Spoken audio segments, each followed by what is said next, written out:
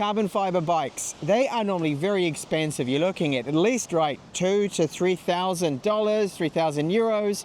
But this is where Engri comes in to shake that up a bit and change things, because this bike here is, at the time of this video, 1,300 euros. It's called the MAP 4 N1 Air, and this is the ST version, so step through. Now the frame of this bike is only 1.28 kilos. Just let that sink in for a second. That is exceptionally light for a bike. The total weight, once you add the battery and all the components, seat, chain, gears and everything, still very good. Just under 16 kilos. Normally these bikes would weigh well over 23 kilos. There's a lot of weight saving gone into this. So the kickstand that is included, this is adjustable. It doesn't tend to rattle unless you jump down a curb, you may hear that. Now the brakes is the sore point of this bike. It's where they have definitely applied a bit of cost saving here, because we have mechanical, so cable pull disc brakes, no brand to them. They're 160mm, and I do find that when I first started riding, I wasn't too happy with the bike performance from the pads. They need a lot of bedding in. So we do have this little solar rear tail light. It's got the reflector and an LED in that. The mud guards are included, and then our frame, very good finish to this. So as I said there in the intro, carbon fiber, just 1.28 kilos the frame, so really nice and lightweight. We have the torque sensor right there. Plastic pedals, they're not from Welgo, but they're an ABS style plastic, and they do seem to do the job just fine. So here you'll find, this is where the GPS module is for the anti-theft, and you can have geo-fencing with that, track it, find your bike where it is. This is the QR code that you do need to scan for the app to pair up the bike. Now the seat is adjustable, but it's not locked, okay? So quick release, you want to put your bike lock through the seat so no one's going to steal it. Now this is a comfortable seat, the material is nice, so it's like a fake sort of synthetic style leather here. Hopefully that's going to hold up well and resistant to the sun. Only time is going to really tell with that. There's a mounting point here for your bottle, if you did want to carry along a bottle with there, and this is where the battery is locked into place. So this battery, it's removable, Samsung battery cells, that's really good. Quick release with the front too as well, and you can see that little cable pull caliper that we have with the brakes and the mudguard there. So the front headlight, it's adequate, no complaints with it. It has a reflector there, and overall very nice finish to the frame. You can see they have routed some of the cables through that carbon fiber frame. The handlebars are adjustable too, so this is the adjustment right here, so you can bring it up. That's good for taller or shorter riders. And we do have lock grips with this as well, with the palm support here. They don't tend to spin around, which is good. Bell is included, and our typical Shimano shifter there for the 7-speed setup it has. The brake levers being cable pull, they do not feel as good as hydraulic, unfortunately. And that's one of the upgrades I would make personally. If I had this bike and I was going to keep it, I would probably put some at least hydraulic zoom calipers on, and you can adjust the cable there with the tension, because eventually it stretches a little bit, those cables. So very standard stuff there. The screen, I'm not doing it justice. It is bright, but for some reason on my camera it looks quite dull. So this is our speed right here, pedal assist level. Press and hold here turns on the front headlight. This is the walk mode, on and off, and of course up and down for your 5 pedal assist levels that we do have. The rear hub motor is the one I've seen commonly used with a torque sensor, and it is the Mevice. So 250 watts is the nominal power output from it, and it's got 40 newton meters of torque. Now it does have the Shimano TZ, which is very standard entry level, but it works just fine. The tires are Chaoyang, and it's their Hippo skin, so these are puncture resistant 700C tires. The tread pattern of them is suitable to a city commute style bike like this.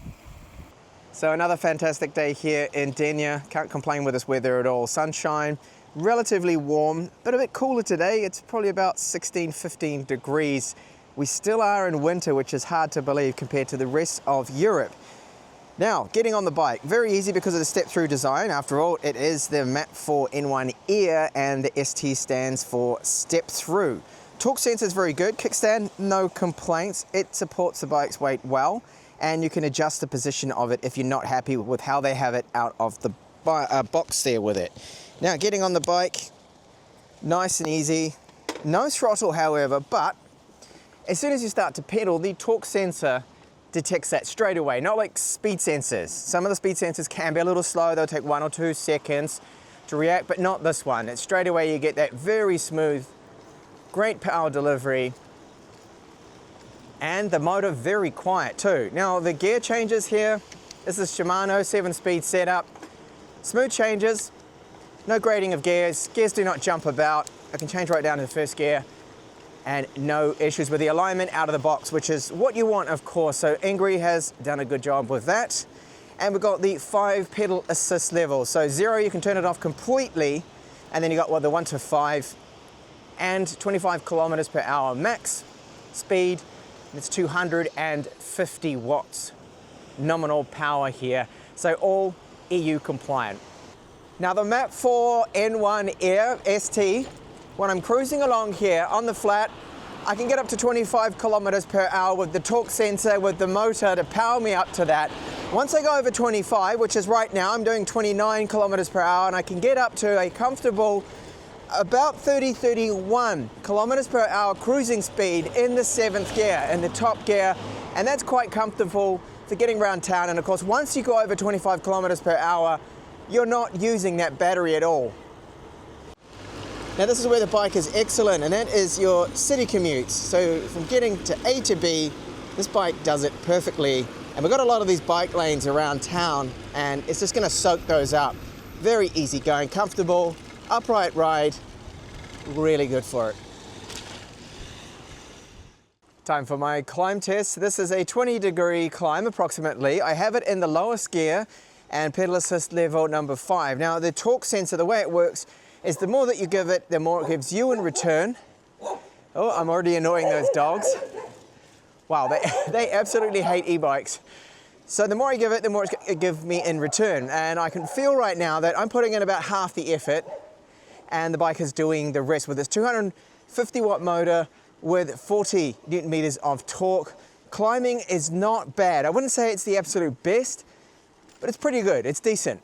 So 160 mechanical cable pull disc brakes, 160 millimeter, decent size, but not hydraulic. So from the white post here, 30 kilometers per hour, full on brakes. Ooh. Before the post, so that is actually good. That's above average braking performance. That has surprised me, but I will say this, I had to bed these brakes in, and it did take a while, at least 20 kilometers, to get the performance I have now and be able to safely stop. At the beginning, the first 20 kilometers, you're gonna be so careful because the braking distance is way more than you expect. But now it's great, it's fantastic for cable pull mechanical disc brakes. This is the application. It's simply called Engri. You can get that in your app store for Android. You've got Google Play, and then the app store for iOS. So this menu will tell you a little bit of information about your riding stats and the current weather. The record screen is where you can record your ride using GPS. You got the option there to lock it, turn the light on. You can see your pedal assist level, the GPS signal strength, and the 4G signal there too. Going into the e-bike, it's now connected to the N1 Air ST. This is where we have the option to see the battery life. Again, you can lock it. Now there's Find My Bike using the GPS and the 4G modem built into it. Ring the bell. Now that is not a bell, but an alarm system. So that's part of the anti-theft. If you want that, you can see your ride stats. Now I've covered 15 kilometers at the time of recording this screen grab. Still have 100% battery, which is looking excellent. Very good. It's saying it hasn't even dropped down at all. You've got a support menu there. So it's a very simple to use app. And just under setup, there's geofencing there and some other settings. So the range of the bike is up to 100 kilometers. I've been using the pedal assist number 5, so that is the top, and number 3 sometimes, and my range is more like 75 kilometers. But I've been doing a few climbs here. But if you're in the eco mode, well, the pedal assist level 1, and you're not going up some big climbs and riding hills, And especially if you ride over the 25 kilometers per hour, that range is definitely possible with this. So great to see they're using brand sales. Samsung, a lot of brands out there don't even disclose what brand they are using. So they don't state whether it's LG or Samsung. It's just generic cells, but not here. The downside to the bike for me is the brakes. Now in the beginning, I found them to be terrible, but as I mentioned in the brake test, after bedding them in a little bit, I noticed that the improvement in them was quite a bit. I mean, tenfold. They are a lot better now. And in fact, the braking test, it was very good. It was above average braking before that post that I do. So that's exceptional for a bike like this. So you get the mudguards included, front and back, the front headlight, the rear tail light, that one's solar powered with a little battery in it. And overall build quality, frame finish is very good on this bike. The gears are standard, Shimano 7-speed, but they work well. The changes are fine. And for me, the best part about it is the light weight of it. Of course, the Air name, that's why they call it the Air, the N1 Air, because of this. It's only 16 kilos all up, and that frame is the big weight reducer there, being only 1.28 kilos carbon fiber. And for this price, I think the 1,300 euros, it's really the brakes, the only area where they cut the cost, I feel, with this. And you could easily upgrade those to some hydraulic cable pull ones.